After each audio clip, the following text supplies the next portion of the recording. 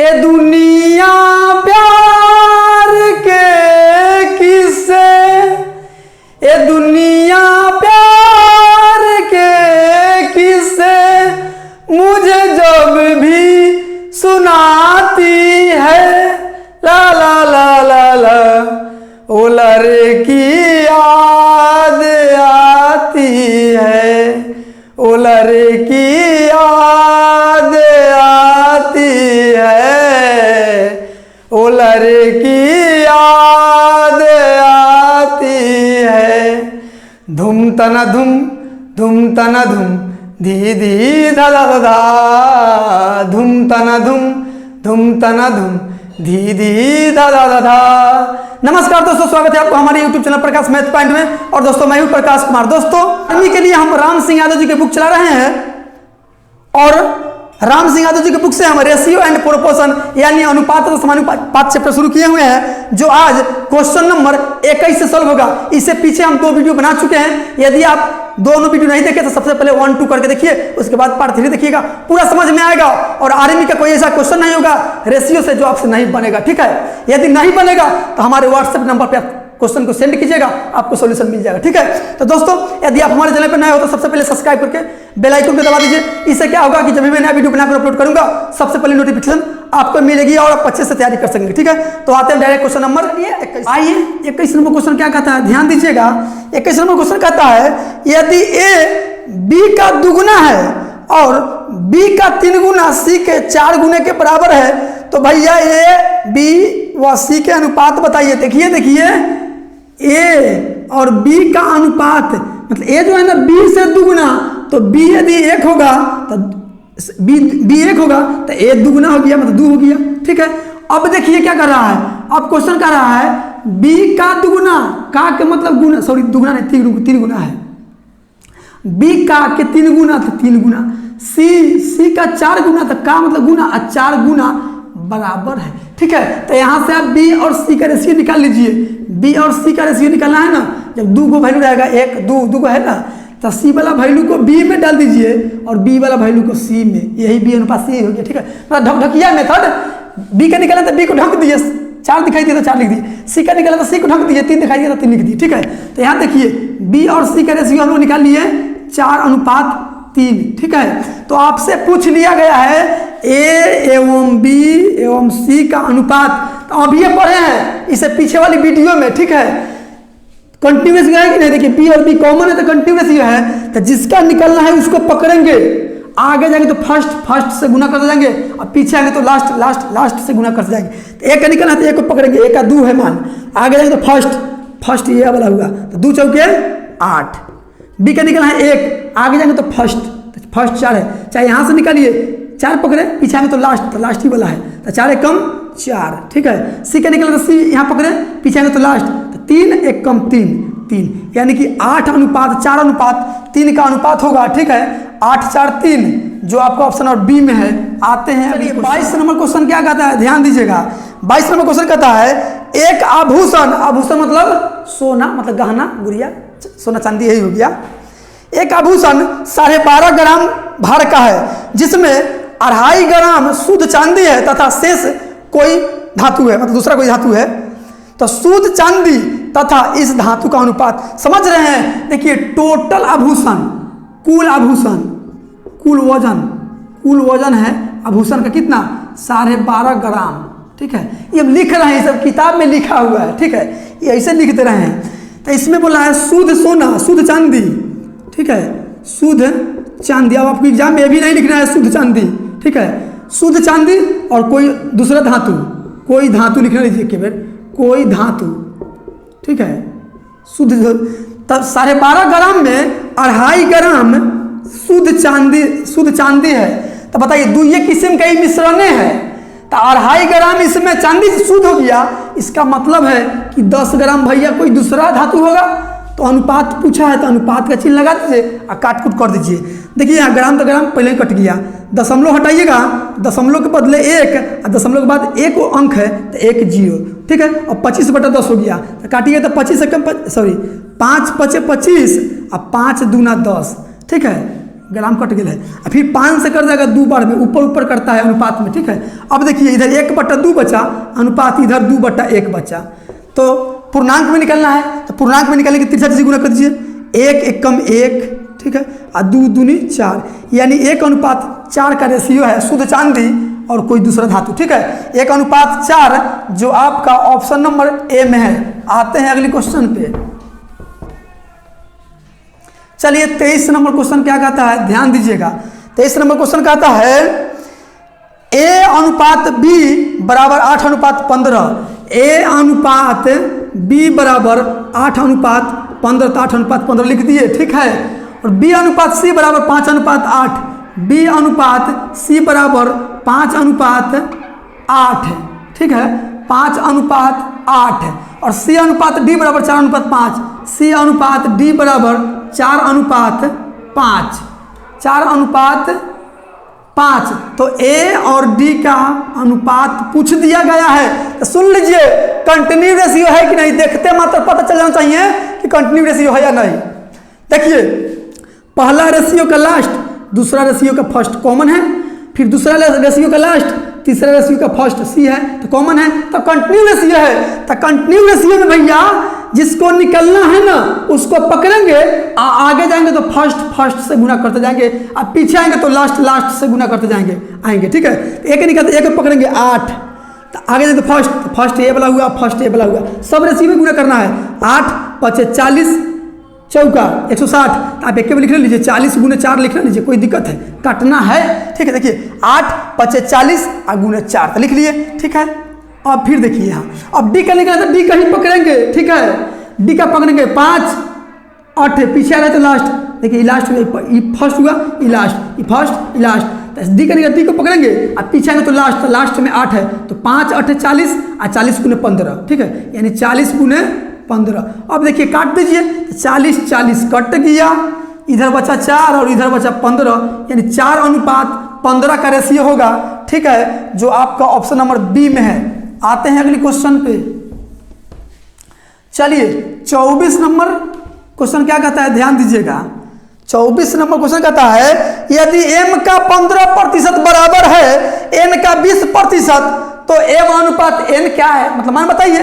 देखिए m का के मतलब गुना, m का के मतलब गुना 15% बट्टा में 100 लिखिए, ना लिखिए कोई दिक्कत नहीं है, लिखिएगा तो भी कटना पड़ेगा, ना लिखिएगा तो भी कटना पड़ेगा।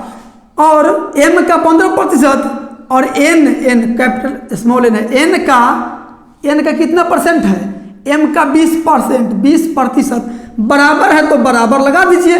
अब देखिए m अनुपात n पूछा है, तो देखिए प्रतिशत कट गया, 5 से कट जाएगा 3 बार में और 5 से कट जाएगा 4 बार में, तो यहाँ हो गया m गुने 3 बराबर हो गया n गुने 4। ये लिखने का कोई जरूरी नहीं है, मने मने बन जाने वाला है, बात समझ रहे हैं। आपको हम सिखलाने के लिए ऐसे एक लाइन बढ़ा देते हैं।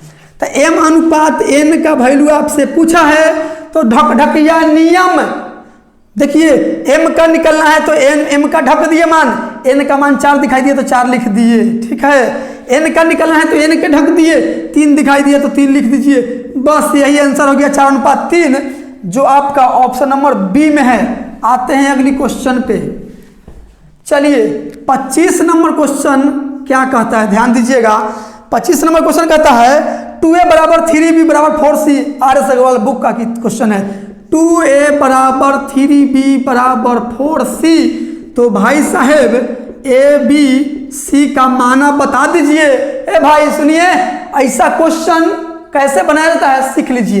एक का निकलना है तो एक का मान को ढक दिए और जो दिखाई दिया उसको गुना कर देंगे तो 3 चौके 12। बी का निकलना तो बी को ढक दिए, 2 चौके 8 तो 8 लिख दिए। सी का निकलना तो सी को ढक दिए, 3 दूनी 6 तो 6 लिख दिए। अब कटने वाला होगा तो काट दीजिएगा, सब एक संख्या से कटने वाला है। 2 से कटेगा 6 बार में, 2 से कटेगा 4 बार में, 2 से कटेगा 3 बार में। 6:4:3 का अनुपात होगा, ठीक है। 6:4:3 ऑप्शन नंबर सी। आते हैं अगली क्वेश्चन पे। वीडियो अगर समझ में आ रहा है तो लाइक कर दीजिए भाई साहब। चलिए 26 नंबर क्वेश्चन क्या कहता है, ध्यान दीजिएगा। यदि 5 आम और 4 संतरे का मूल्य वही है जो 3 आम और 7 संतरे का हो तो एक आम का मूल्य और एक संतरे का मूल्य का अनुपात बताइए। सुनिए कैसे बनाइएगा, ध्यान दीजिए। 5 आम तो 5 एम से मैंगो लिखते हैं, बात समझ में आ रहा है? मैंगो मतलब आम, 5 मैंगो मतलब 5 आम, 5 आम और 4 संतरे, 4 ऐसे से संतरे यहाँ लिखने दीजिए, ऐसे से संतरे, कोई दिक्कत नहीं है। 5 आम और 4 संतरे का मूल्य वही है जो 3 आम 7 संतरे, 3 आम मतलब मैंगो, 7 संतरे, ऐसे से संतरे, 7 संतरे का है, मतलब दोनों वैल्यू बराबर है। तो एक मैंगो और एक संतरा का दाम आपसे अनुपात पूछ लिया है, ठीक है। देखिए इधर तो 3 मैंगो इधर है, 3 आम इधर है, इधर आएगा बराबर की, इधर आएगा, इधर प्लस में, बराबर की इधर आएगा तो माइनस में, तो 5 आम में से 3 आम घट जाएगा तो 2 आम बचेगा, ठीक है, 2 आम बचेगा। अब बराबर 7 संतरा पहले से इधर है और 4 संतरा ये जो प्लस में है उधर जाएगा तो माइनस में, तो 7 में से 4 घट जाएगा तो 3 को संतरा बच जाएगा, ठीक है। अब आपसे एक आम और एक संतरा का अनुपात पूछा है, बोलिए ढकढकिया नियम से बनेगा कि नहीं बनेगा?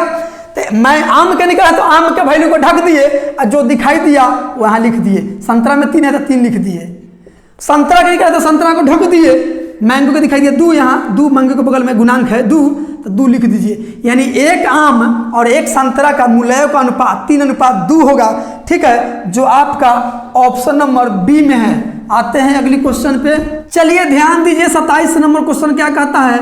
दोस्तों लाइट कट गया है, थोड़ा मैनेज कर लीजिएगा, ठीक है।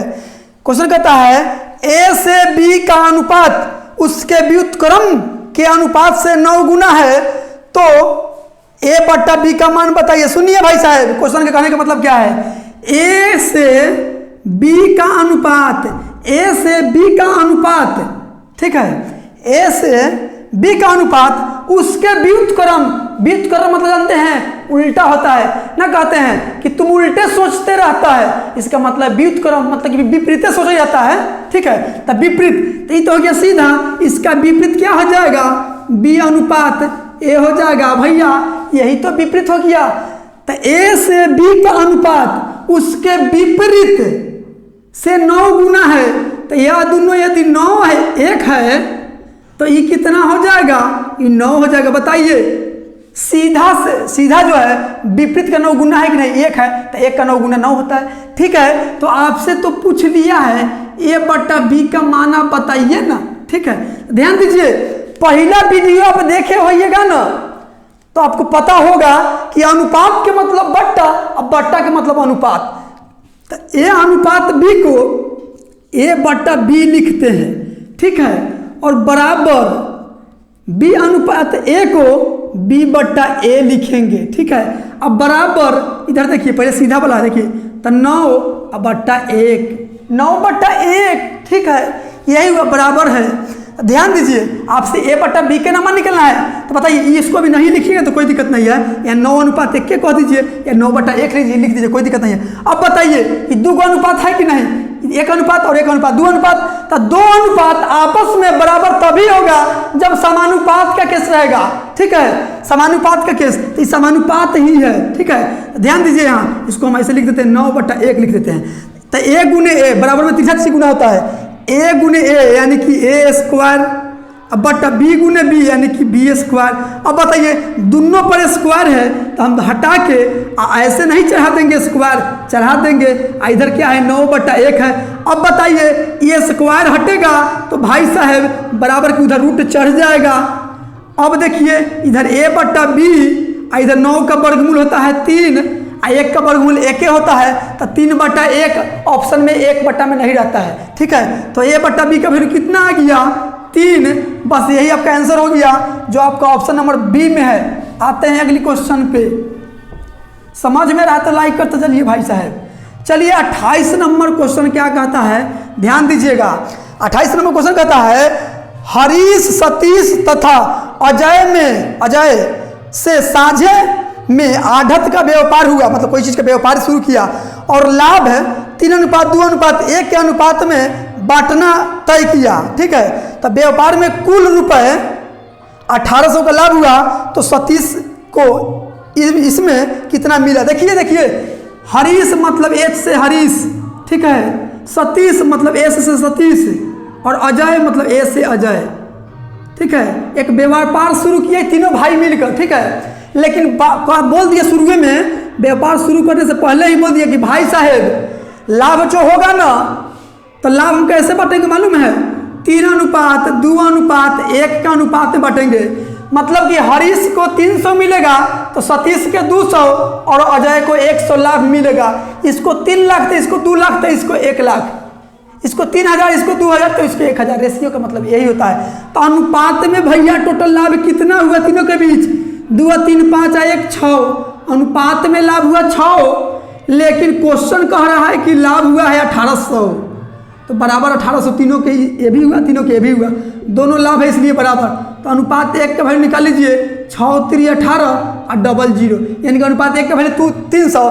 तो आपसे पूछ लिया कि सतीश भाई के हिस्सा बताइए, तो सतीश यही ना है, तो अनुपात 1 का वैल्यू 300, तो सतीश भाई के तो अनुपात में 2 है, तो 3 दूना 600, यानी कि 600 रुपया मिलेगा सतीश जी को, ठीक है। जो आपका ऑप्शन नंबर सी में है। आते हैं अगली क्वेश्चन पे। चलिए 29 नंबर क्वेश्चन क्या कहता है, ध्यान दीजिएगा। 29 नंबर क्वेश्चन है, ए बी व सी को 3, 5, 7 में 210 रुपया बांटे तो सी का हिस्सा मिलेगा। देखिए ए अनुपात बी अनुपात सी के बीच 3:5:7 के अनुपात में बांटना है कुछ रुपया। 3:5:7 के बीच में बांटना है कितना रुपया? 210 रुपया। तो देखिए तीनों का टोटल रुपया कितना है? 7, 5, 12, 3, 15। अनुपात में टोटल रुपया 15 हुआ तीनों के बीच का, और जबकि तीनों का बीच बांटना है 210 रुपया, दोनों वैल्यू बराबर। तो अनुपात 1 का वैल्यू निकाल लीजिए, 15 एकम 15, 6 15 चौके 60, अनुपात 1 का वैल्यू चला है 14। तो आपसे पूछ लिया गया सी का हिस्सा, तो सी का यही ना है। अनुपात 1 का वैल्यू 14, 1 का वैल्यू 14, तो 7 का वैल्यू 1498, यानी कि 98 रुपया सी का हिस्सा होगा, जो आपका ऑप्शन नंबर बी में है। आते हैं अगली क्वेश्चन पे। चलिए 30 नंबर क्वेश्चन क्या कहता है, ध्यान दीजिएगा। 30 नंबर क्वेश्चन कहता है 2080 रुपये को ए बी सी और डी के बीच इस प्रकार बांटे कि ए अनुपात बी बराबर 5:6। सुनिए, ए अनुपात बी बराबर 5:6 और बी अनुपात सी बराबर 3:4 और फिर सी अनुपात डी बराबर 8:7 8:7। तो बताइए कि ए और डी का भाग कितना होगा? सुन लीजिए, पहले ए बी सी डी का रेशियो निकाल लीजिए। ए बी सी डी का रेशियो निकाल लीजिए। सुन लीजिए, कंटिन्यू रेशियो नहीं है। पहला रेशियो का लास्ट, दूसरा का फर्स्ट कॉमन है, दूसरा रेशियो का लास्ट, तीसरा रेशियो का फर्स्ट कॉमन है। तो कंटिन्यू रेशियो में क्या करेंगे? जिसका मान निकलना है उसको पकड़ेंगे, आगे जाएंगे तो फर्स्ट से गुना करे जाएंगे, अब पीछे आएंगे तो लास्ट से गुना करे जाएंगे, ठीक है। तो एक निकलते, एक को पकड़ेंगे 5 5 × 15 फर्स्ट, अब 15 × 120, तो 120 यहाँ लिख दीजिए, ठीक है। चाहे ऐसे लिखिए, 5 × 15 15 × 8 लिखिए ना, 15 × 8 लिखिए, ठीक है। अंदर इधर चलिए, कोई बात नहीं। 15 × 120, बी का निकलना तो बी यहाँ पकड़ेंगे 3, आगे जाए तो फर्स्ट 3 × 5 15 15 8 6 3 18 18 8 144 144। सी का निकलना तो सी यहाँ से पकड़िए, यहाँ से निकलिए, पकड़िए, कोई दिक्कत नहीं है। सब रेशियो में गुना करना पड़ेगा। यहाँ से पकड़िएगा 4, आगे जाए तो फर्स्ट और पीछे जाए तो लास्ट, ठीक है। लेकिन हम यहाँ से पकड़ते हैं 8 चौके 32 × 6, तो यहाँ 32 × 6 लिख दीजिए, काहे कि कटना ही है, ठीक है।